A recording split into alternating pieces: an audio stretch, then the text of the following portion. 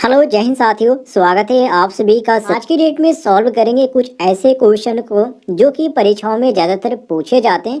और ये क्वेश्चन आपका जो एग्जाम होने वाला है दिसंबर में, उसमें भी आपको क्वेश्चन देखने को मिलेंगे, क्योंकि ये ऐसे क्वेश्चन है जो कि ज़्यादातर यहाँ पर रिपीट हुए हैं पिछले एग्जाम में। तो जितने भी आईटी के छात्र इस समय जा रहे हैं एग्जाम देने, आप एक बार जरूर इस वीडियो को देख कर जाएं, क्योंकि इसमें जो क्वेश्चन आपको कवर किए गए ये परीक्षा में ज़्यादातर पूछे जाते हैं। और ये question IT second year electrician के छात्रों के लिए, या जो छात्र थर्ड सेमेस्टर या फोर्थ सेमेस्टर का एग्जाम देने जा रहे हैं बैक का, वो लोग भी इस वीडियो को देख सकते हैं। तो चलिए आज का क्वेश्चन शुरू करते हैं क्वेश्चन नंबर 7 से।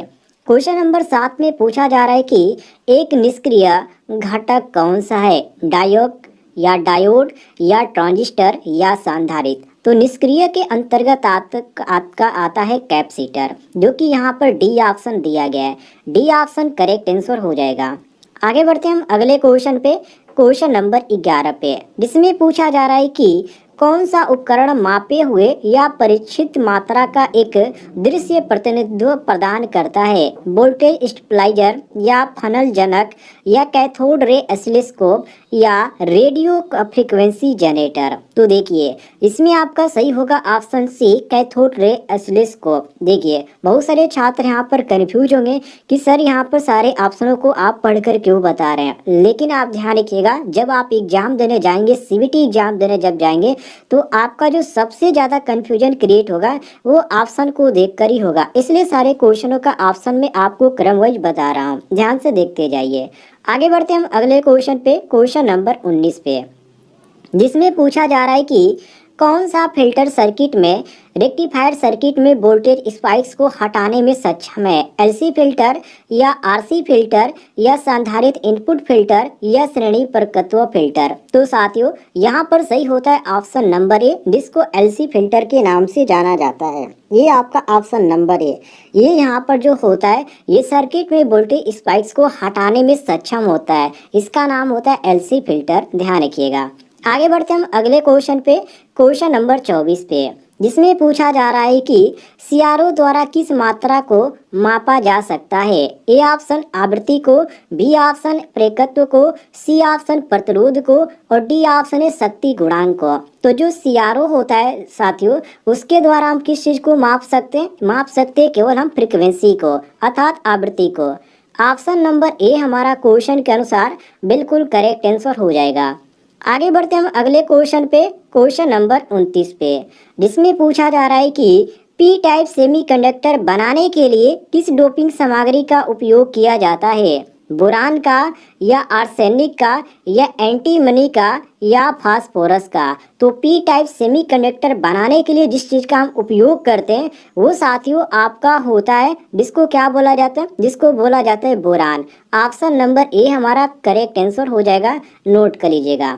आगे बढ़ते हैं साथियों अगले क्वेश्चन पे, क्वेश्चन नंबर 35 पे देखिए, जिसमें पूछा जा रहा है कि एससीआर का कौन सा चतुर्थांश प्रचालन रिवर्स बाइसिंग में भारी करंट देता है, ए ऑप्शन पहला चतुर्थांश, बी ऑप्शन तीसरा चतुर्थांश, सी ऑप्शन चौथा चतुर्थांश और डी ऑप्शन है दूसरा चतुर्थांश। तो साथियों यहाँ पर आपका सही हो जाता है ऑप्शन नंबर बी, जिसको तीसरा चतुर्थांश बोला जाता है। बी ऑप्शन आपका करेक्ट आंसर हो जाएगा।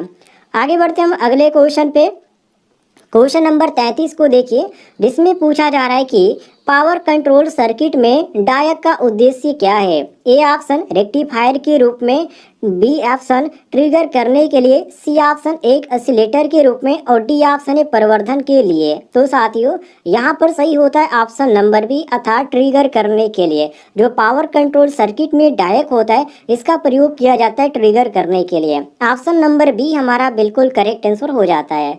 आगे देखते हैं हम अगले क्वेश्चन को, क्वेश्चन नंबर 40 को देखिए, जिसमें साथियों क्वेश्चन नंबर 40 में पूछा जा रहा है कि जर्मेनियम की तुलना में सिलिकॉन द्वारा अधिकांश अर्धचालक उपकरण क्यों बनाए जाते हैं, ए ऑप्शन उच्च बाधा वोल्टेज, बी ऑप्शन उच्च प्रतिरोध रेंज, सी ऑप्शन उच्च तापीय चालकता और डी ऑप्शन है उच्च धारा ले जाने की क्षमता। तो साथियों यहाँ पर सही होता है आपका ऑप्शन नंबर ए, उच्च बाधा वोल्टेज के लिए। ऑप्शन नंबर ए हमारा सही हो जाता है, मिला लीजिएगा। आगे बढ़ते हैं हम अगले क्वेश्चन पे, क्वेश्चन नंबर 46 को देखिए, जिसमें पूछा जा रहा है कि कौन सा मल्टी वाइब्रेटर आउटपुट से दोहरादार पल्स वेव पैदा करता है। A option astable multivibrator, B option bistable multivibrator, C option one shot multivibrator और डी ऑप्शन है मोनोस्टेबल मल्टी वाइब्रेटर। इसमें आपका सही होता है ऑप्शन नंबर ए, जिसको अस्टेबल मल्टी वाइब्रेटर के नाम से जाना जाता है। ए ऑप्शन क्वेश्चन के अनुसार आपका करेक्ट आंसर हो जाएगा। आगे देखते हैं साथियों अगले क्वेश्चन को, क्वेश्चन नंबर 50 को देखिए, जिसमें पूछा जा रहा है कि एन चैनल JFET का गेट टर्मिनल कैसे अभिन्नत है, यानी किस तरह से ये अभिन्नत है। तो देखिए ये जो आपका अभिन्नत होता है, जो गेट्स होते हैं उनके सोर्स के जो पश के साथ जो पश अभिन्नत होता है उसके, तो ऑप्शन नंबर यहाँ पर सही हो जाता है डी हमारा बिल्कुल करेक्ट आंसर मिला लीजिएगा, डी ऑप्शन करेक्ट आंसर हो जाएगा। आगे बढ़ते हैं अगले क्वेश्चन पे, क्वेश्चन नंबर 59 पे, जिसमें पूछा जा रहा है कि किस उपकरण में बहुत अधिक इनपुट प्रतिबाधा, कम शोर, निर्गत अच्छा रैखिकता और कम अंतर इलेक्ट्रोड क्षमता है। ए ऑप्शन एनपीएन ट्रांजिस्टर के, बी ऑप्शन पीएनपी ट्रांजिस्टर के, C option field effect transistor के और D option unijunction transistor के। तो साथियों यहाँ पर सही होता है ऑप्शन नंबर सी, जिसको बोला जाता है field effect transistor. C option आपका क्वेश्चन के अनुसार करेक्ट आंसर हो जाएगा, मिला लीजिएगा। आगे बढ़ते हैं हम क्वेश्चन नंबर 66 पे, जिसमें कहा जा रहा है कि रिक्तीकरण क्षेत्र कैसे व्यवहार करता है। ए ऑप्शन प्रतिरोधक के रूप में, बी ऑप्शन कुचालक के रूप में, सी ऑप्शन सुचालक के रूप में और डी ऑप्शन है अर्धचालक के रूप में। तो साथियों यहाँ पर सही हो जाता है ऑप्शन नंबर बी, जिसको बोला जाता है कुचालक के रूप में। बी ऑप्शन आपका क्वेश्चन के अनुसार करेक्ट आंसर हो जाएगा, सभी लोग मिला लीजिएगा। आगे बढ़ते हैं हम अगले क्वेश्चन पे, क्वेश्चन नंबर यहाँ पर देखिए 74 को। ये क्वेश्चन आपका कई बार एग्जाम में पूछा भी गया है, जिसमें पूछा जा रहा है कि कंट्रोल पैनल वायरिंग में वायरिंग एसेसरीज का क्या नाम है। ये जो आपके सामने जो वायरिंग यहाँ पर दिखाई जा रही है, ये क्या आपका वायरिंग एसेसरीज है और इसका यहाँ पर पूछा जा रहा है कि इसका प्रयोग, इसका जो नाम है वो क्या है। इसका जो नाम है वो आपको केवल आपको बताना है। तो इसको साथियों बोला जाता है डीन रेल। क्या बोला जाता है? Dean rail. और ऑप्शन नंबर ए यहाँ पर दिया गया, बिल्कुल करेक्ट आंसर मिला लीजिएगा। आगे बढ़ते हैं साथियों क्वेश्चन नंबर 78 को देखिए, जिसमें पूछा जा रहा है कि पैनल बोर्ड में कौन सा डिवाइस ओवरलोड और शॉर्ट सर्किट से बचाता है।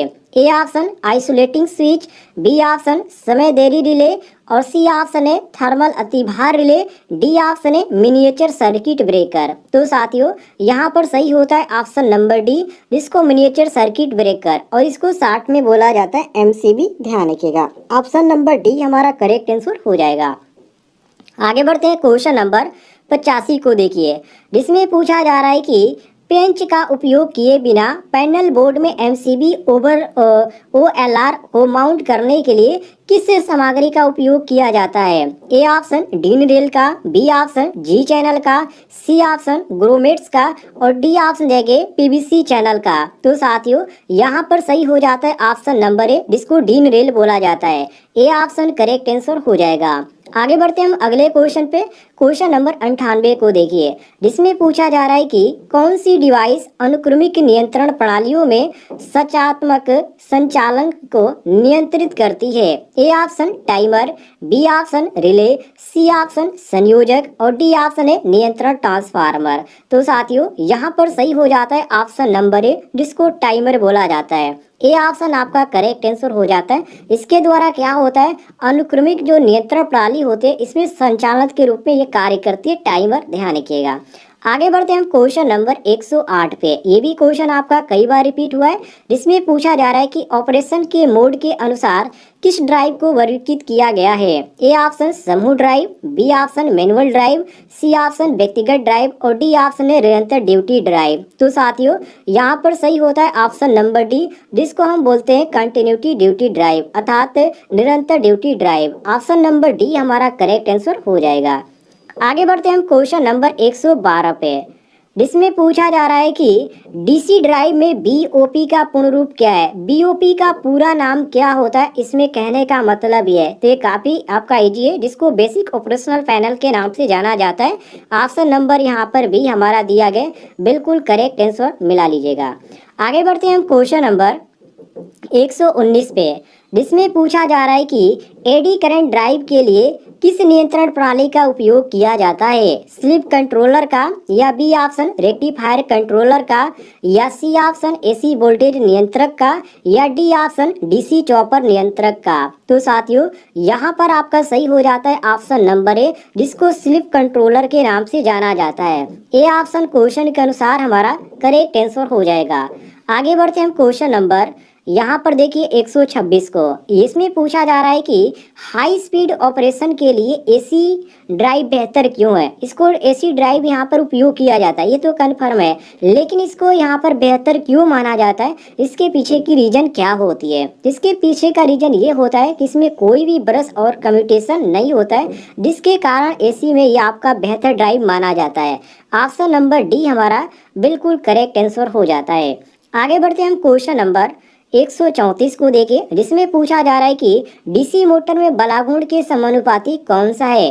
बैक ईएमएफ, या फील्ड धारा, या सिरों का वोल्टेज, या आर्मेचर करंट। तो साथियों यहाँ पर सही हो जाता है आपका ऑप्शन नंबर डी, जिसको आर्मेचर करंट बोला जाता है। डी ऑप्शन क्वेश्चन के अनुसार करेक्ट आंसर हो जाएगा। डेली आप ऐसे ही क्वेश्चन पढ़ना चाहते हैं तो वीडियो पर लाइक करें, और चैनल पे नए होंगे तो चैनल को भी सब्सक्राइब कर लीजिए।